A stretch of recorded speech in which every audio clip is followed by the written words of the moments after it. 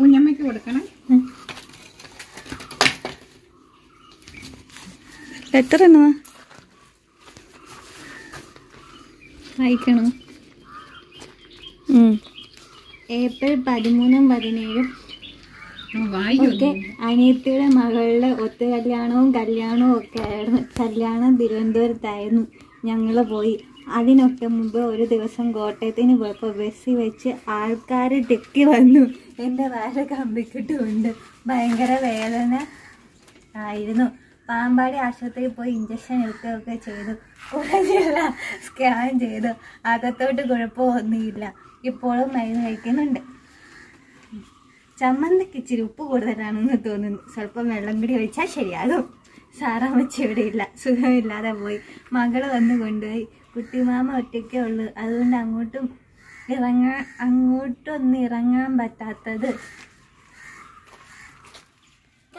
നമ്മളുടെ മമ്മി തന്നെ കുഞ്ഞമ്മാമയ്ക്ക് ഒരു പ്രണയലേഖനവുമായി ഞങ്ങൾ പോവുകയാണ്. വരൂ, അവിടെ ചെന്ന് ഇനി കുഞ്ഞമ്മാമയെ കാണിക്കാം. Come on guys. കുഞ്ഞമ്മാമ മമ്മിയുടെ ഫ്രണ്ടാണ്. അപ്പം നമ്മൾ രാവിലെ ഉണ്ടാക്കിയ ഫുഡുമായിട്ട് പോവാണ്.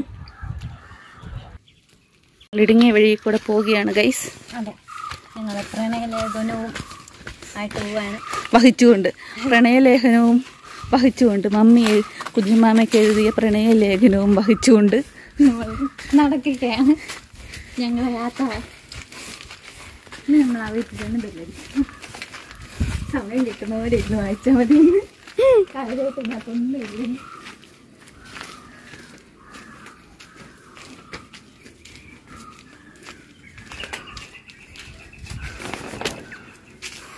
ഹായ് ഗൈസ്, ഇതാണ് കുഞ്ഞമ്മയുടെ വീട്.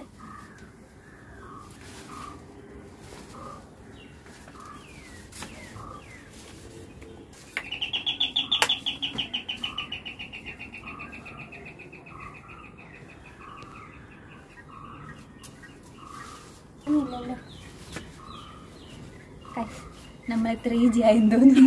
അറിയില്ല.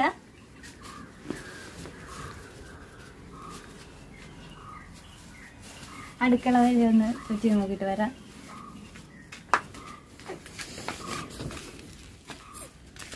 പറഞ്ഞിട്ടേക്കുന്ന പോലെ തീയെടുക്കായിരുന്നു.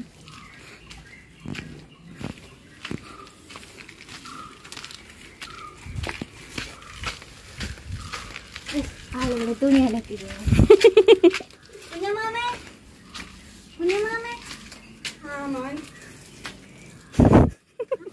പറഞ്ഞ മഷി.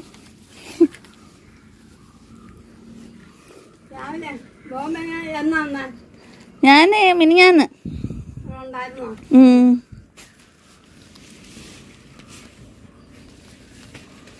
ഓട്ടോ ഇവിടെ ഉണ്ട്.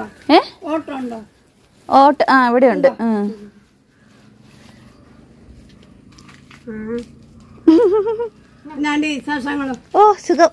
ഇത് മമ്മി എഴുതി തന്നെ രസീതൊന്നല്ല, മമ്മി ഏതാണ്ട് എഴുതി വെച്ചേക്കുന്ന. വായിച്ച സമയം കിട്ടുന്നാളെ വായിച്ചാ മതി. കാപ്പിയെ കഴിഞ്ഞോ? കഴിഞ്ഞു. വെയിലുറക്കുമ്പോ തുണി കഴിയില്ലെങ്കില് വെയിലുറച്ച് ഇവിടെ നിക്കാൻ അലക്കുക. എന്നു ഓട്ട് കഴിഞ്ഞാ പോവുള്ളോ?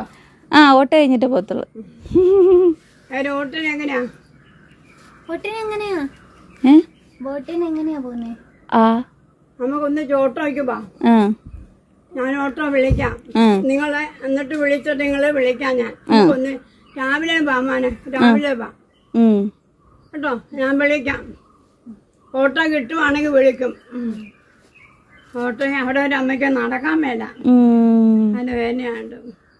നമുക്ക് 3 പേർ കൂടെ പോകാം. ശരി, കയറാൻ ഇപ്പൊ തുണിയല്ല അഴുക്കാം. ശരി, കാണാൻ പറ്റിയല്ലോ മോനെ. ഓക്കെ. നമ്മൾ ഡ്യൂട്ടി കഴിഞ്ഞിരിക്കുന്നു. നമ്മൾ തിരിച്ച് വീട്ടിലോട്ടാണ്. അവിടെ ചെന്ന് വെറുതെ ഇരിക്കാം. ഞങ്ങൾ ഭയങ്കര തിരക്കായ എപ്പോഴും പണിയാ ഇരിക്കുന്നുണ്ട്. ഇങ്ങനെ പണി കിട്ടിക്കൊണ്ടേയിരിക്കും.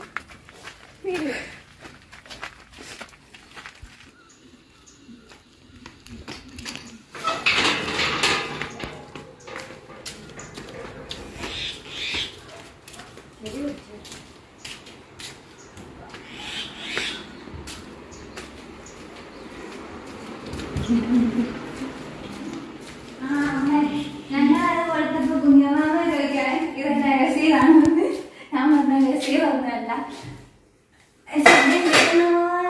വായിച്ചാൽ മതിയെന്ന്. പിന്നെ ബോട്ടിൽ പോകുന്ന കാര്യം ചോദിച്ചു, എങ്ങനെയാണ് ഓട്ടോയ്ക്ക് പോവാൻ എല്ലാരും കൂടെ